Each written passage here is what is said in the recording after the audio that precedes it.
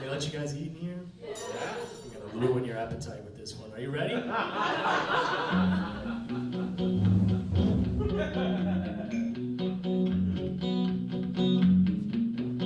song called Spaghetti and Meatballs. I live down below in an old halfway house with a furnace that's made out of tin. And it ricochets noises and upsy arrangements of syllables made out of sin. A white beater lives on the floor up above me. He's beating his wife up again. He ducks and he calls, Spaghetti and Meatballs! His opera's blasting to 10.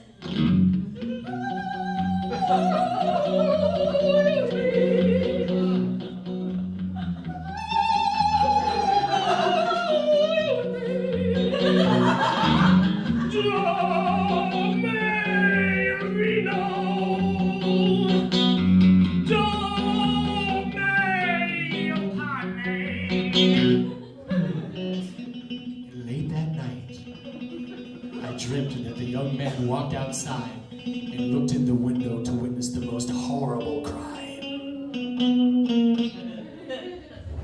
It's late at night, I'm sleeping tight. Just as I turn out the lights. I'm shaking and sweating as orchestra's wrecking their ad and I can't sleep a wink. So I walked up and outside to peek through his window. Her head was chopped off in the sink, singing, I'm happier now than I ever have been. That grumpy old bastard won't meet me again. You better think fast and run while you can, 'cause there's no escaping that old butcher man.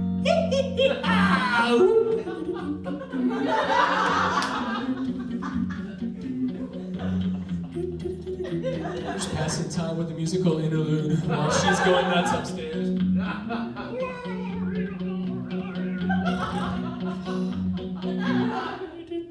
Took me a while to finish writing this song. I was like, why the hell am I even writing this song? I swear to God. I didn't have the damn third verse until 2 years after I started writing this song. I had to go on a trip to Italy, and I wrote it on a train going from, where was it? I think it was on the way to Venice, honestly, I swear to God. And I was like, oh shit, I got it. And I didn't have anything to get it down with, so I had to sit there on the friggin' train and be like, well, I'll sing you the part later.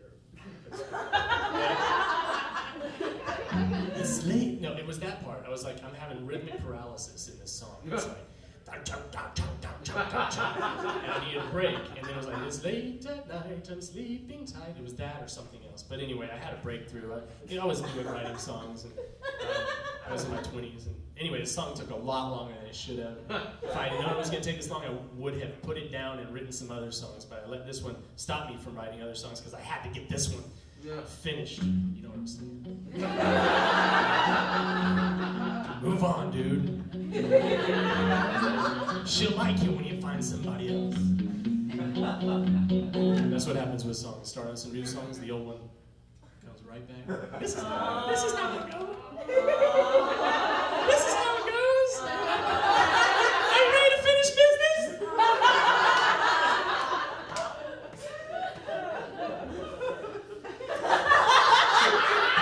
The moon hangs low like a storm in the sky. Vultures circling high tonight. The butcher has no alibi, and I'm a witness that must hide. Man, I kinda feel my heartbeat and I think my fingers ought to stop twitching, 'cause I know my motor skills are getting wicked. Right, I feel my scabbards really started itching, and the credits are on the tiptoes, waiting for the checkered flag so they can roll down the screen while the audience goes mad at the butcher. I know he saw me. I can feel my temperature rise. Climbed into bed, cut the lights, and roll over. The ending is no surprise.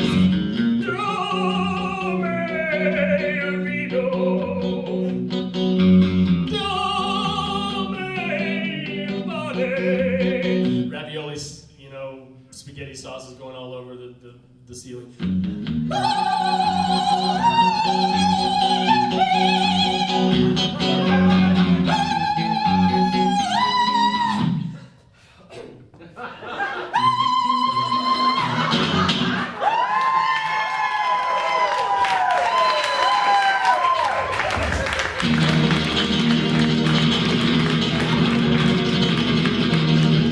Get ready for the goodies, medley.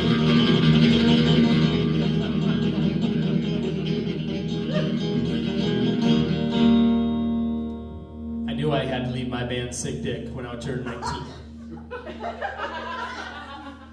So I was going to have a new band called The Vibrators. We thought that was really cool, and then someone told me there was already a band called The Vibrators.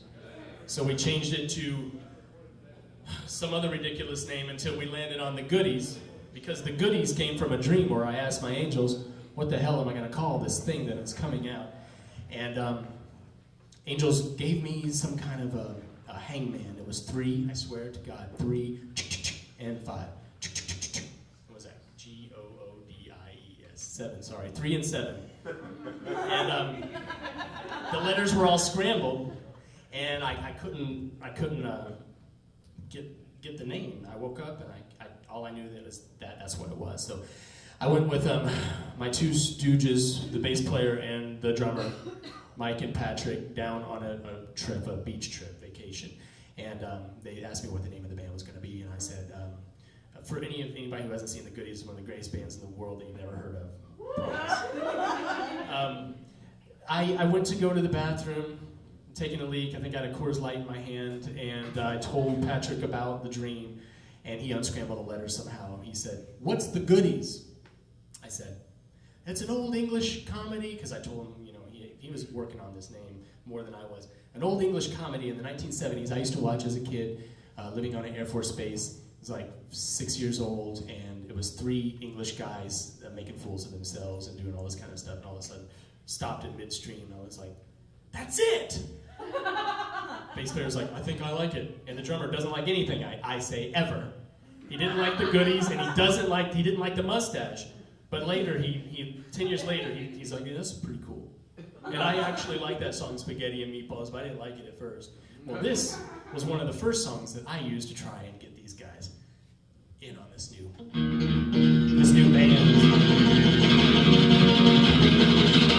Hey guys, okay, check this out. We're gonna get on stage. I'm gonna start off with this flamenco thing, and I'm gonna come in, and I'm gonna go, "Dead animals on my plate, in my house, much. What do you think?" Alright,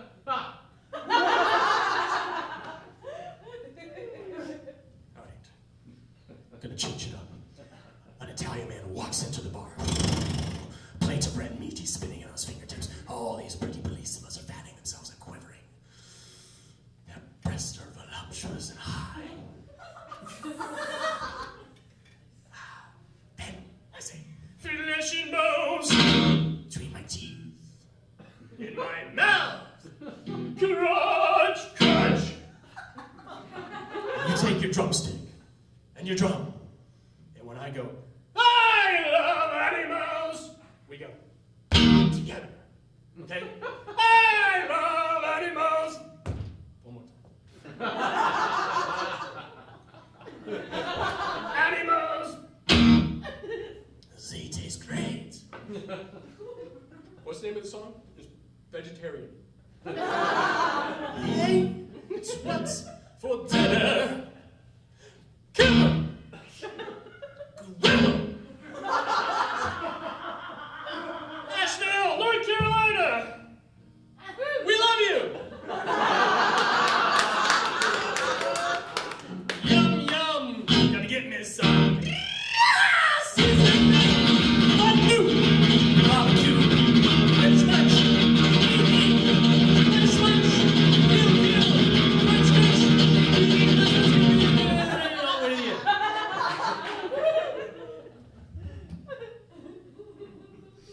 They were on the fence.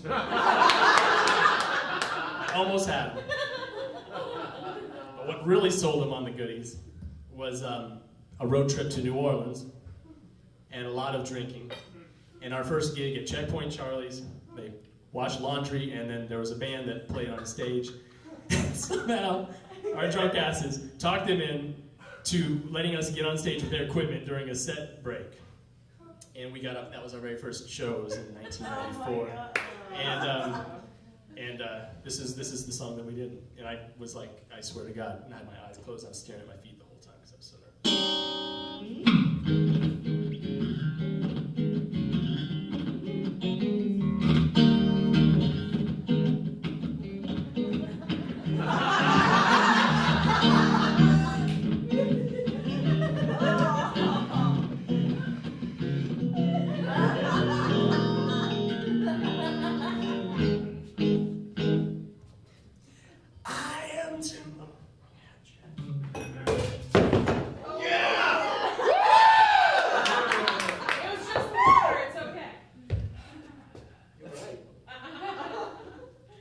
That's how the goodies started. I am temptation, your temptation. You can't resist me like anything that you tried before. So take a drink, boy. This is the one time that you shine forevermore. I got a big top, I got a circus inside. I'll make you a deal, boy. You come inside and shine. Oh yes, alright.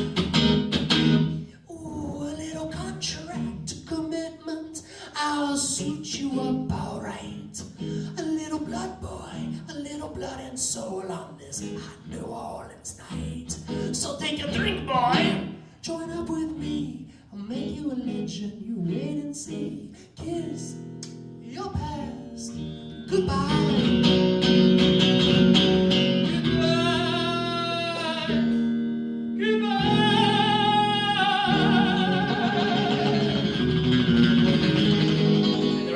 Goes on. There's some solos and some drum stuff because I had to make the drummer happy. He had rototoms and he had to use them.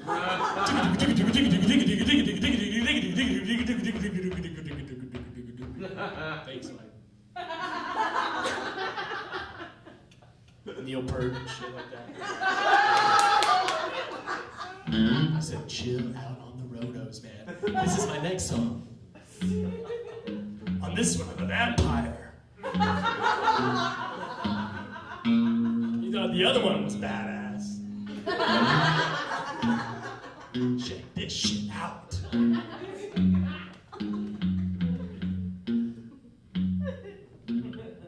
So I come up. I'm the original cranberry lips on warm and humid nights. I'm an aristocratic killing gentleman, charming, deadly, vain. I creep, I laugh, I live, you die. Too late for you to try. I suck, I bite, I live tonight. Tonight. And that one went on and on and on until his final chord, my favorite chord in the whole universe. Oh, by the way, I wasn't singing like that at Checkpoint Charlie's. I was like, I'm the original cranberry lips. People were like,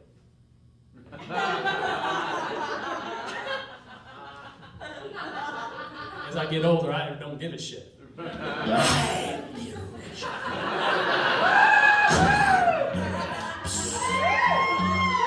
But back then, it was like, this is cool. Mike, check it out. And then I get on stage. This is cool. This is cool.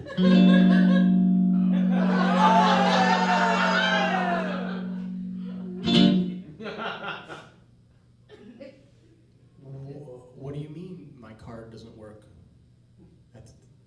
There's got to be something wrong with your machine. No, it says it's declined.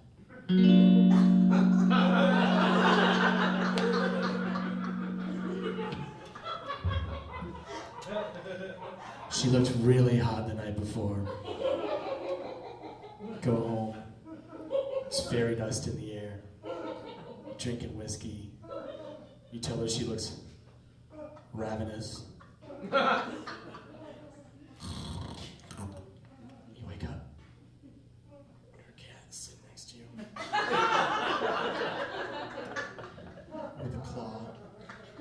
Kind of in your eye. I wonder where his fucking food is. And you look at her with the other eye.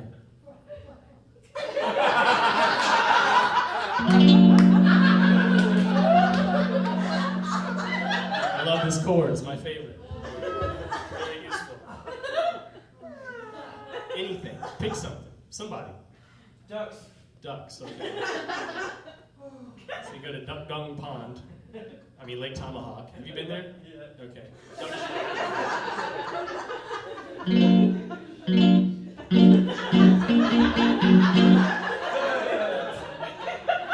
It's a versatile chord. When you hold it, or you shake it, or you step on duck shit.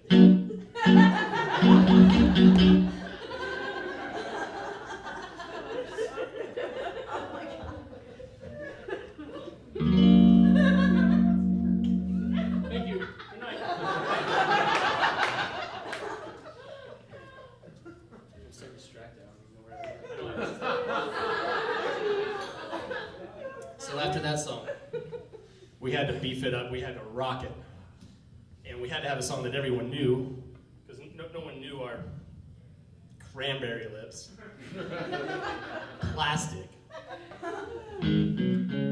So I kicked on that rap distortion pedal. Mike took his shirt off, his hair was flying around, his muscles were pumping, he's jamming, Patrick's going, whatever the hell Patrick did. He had the van. And his parents paid for the CDs. And he was about the sweetest, nicest guy I ever met in my whole life, and I still love him, so this is being videotaped tonight. Love you, Patrick. We gave Patrick bass lessons when we had our band Sick Dick. We lived in a warehouse, and he would come over with pizzas and money for beer, and we would buy the beer. And then when we went from Sick Dick to the Vibrators, my friend that was in the band, Robin Fink, got a job with Trent Reznor and Nine Inch Nails, and he went on a world tour, and I got stuck with the Vibrators. But it was still cool, because Patrick had the band, and we toured around the Southeast, doing songs like, "The devil went down Georgia, and he was looking for soda steam. He was way behind, he was looking to make a deal. When I came across this young man sold on the field, was playing high. Devil jumped up on the angry stuff, said, oh, let me tell you what. I bet you didn't know it, but I'm a fiddle player too. And if you can make your man, I'll make your man with you. Well, now you play pretty good fiddle, boy, but give the devil his due. I bet a fiddle of gold against your soul will think I'm better than you. Boys, it might it's Johnny. It might be a sin, but I'll take your bet you're going to regret, because I'm the best that's ever been. Roll your yeah, roll this is all the devil knows how. If you got to get that shiny, you'll make it go. If they lose, the devil gets your soul. Without a drummer and without the stuff, you'll hear how crappy I play this part. It's nothing a window can't take care of. It's much more effective when the drums are going. Johnny said this and that, blah, blah, blah, this and that. Da, da, da, da, da,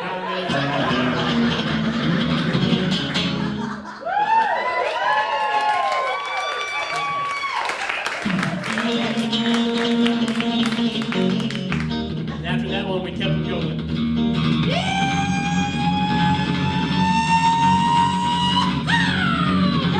Nothing gets Johnson City going more than that.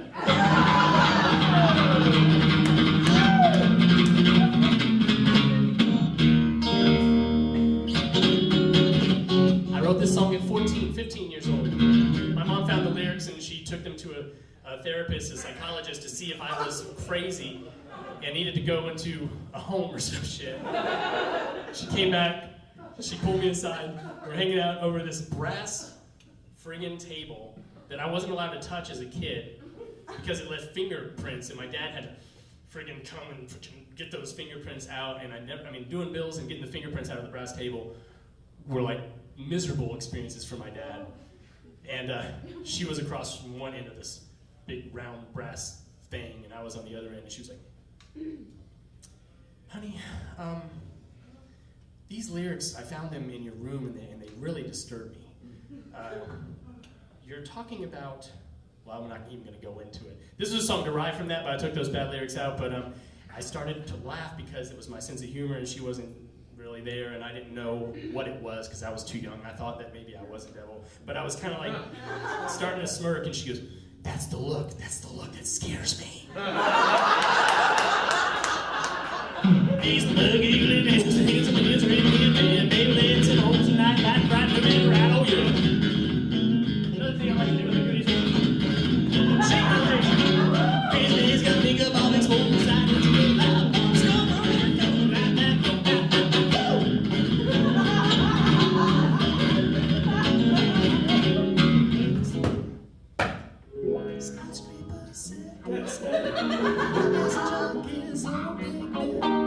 By the way, this is a pedal that I got when I first started the band that is a 1976 Crybaby that I didn't know what the hell it was, but it has this really desirable red piece in it called a fossil pot. It's from Italy, and it makes the wide sweeping like no other wah. A bass player gave it to me, he left it with me. He never got it back, an integral part of the goodie sound.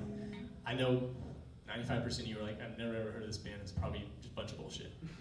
But they did exist.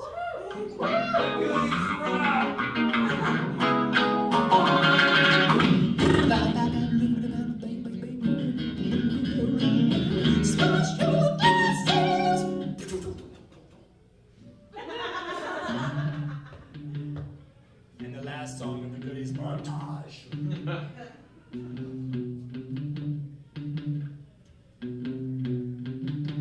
Worked at a restaurant at the same time this band was being put together, and it was called Dante's Down the Hatch, and it was in Buckhead. Has anyone ever been to Dante's?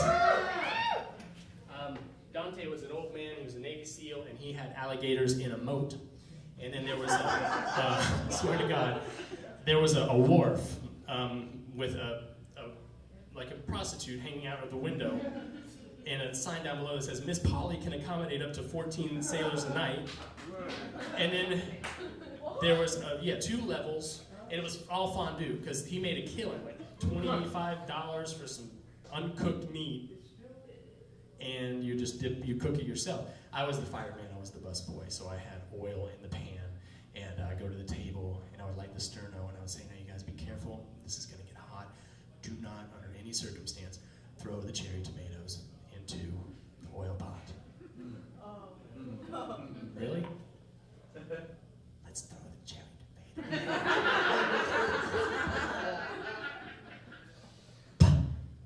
Ah! Sir! My wife! She had hot oil all over her face! I'm looking down, there's a tomato in the pot that popped. And I said, I'm not sure. At the same time, the sterno's tilted sideways, the fire starts going. And I grab my wet towel, because we carry wet towels. My name Holiday on a striped Navy shirt.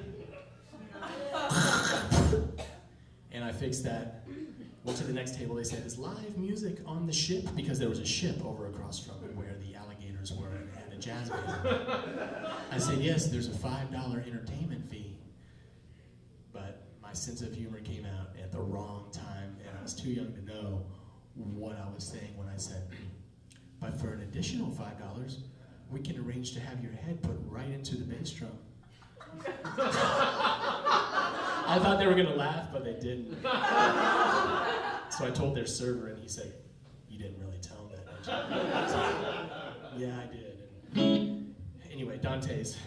I had a motorcycle. That was the only thing that I could, that was my only source of transportation. So I took my motorcycle home every night from Dante's to Midtown Atlanta, where I lived. And that was the time when I liked to write songs the most. I don't know why riding a motorcycle and songs came hand in hand. This particular one, I was riding a motorcycle past a couple of women. It was 1 o'clock in the morning. And I checked them out my rear view, and they were like straight out of Planet of the Apes.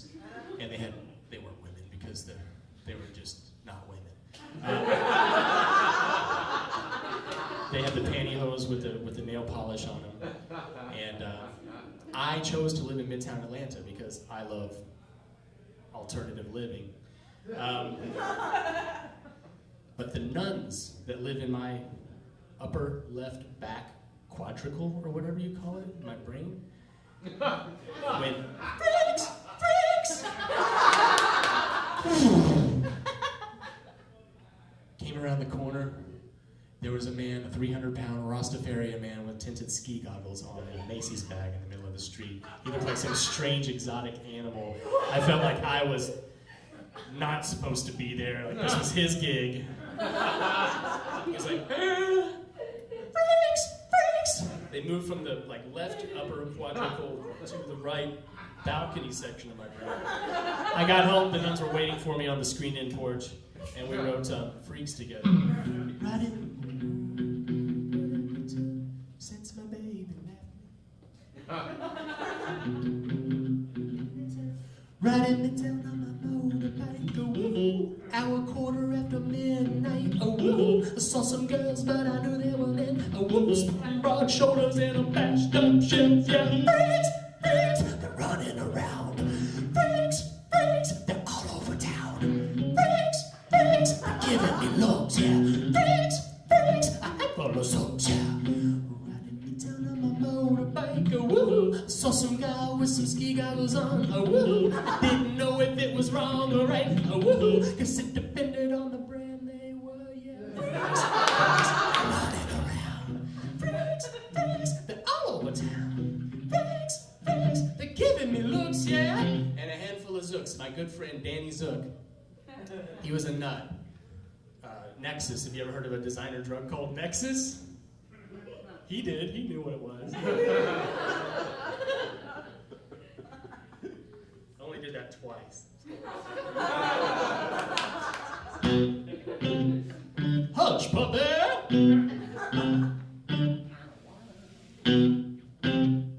Hush, puppy! It makes me feel much more comfortable when I'm writing songs that have other people, like small people, big people. Lizards, nuns. So if you catch me, I'm rehearsing late at night, working hard in my laboratory. You'll see me going.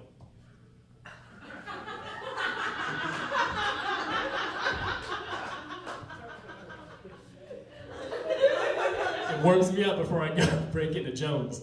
That's kids' place.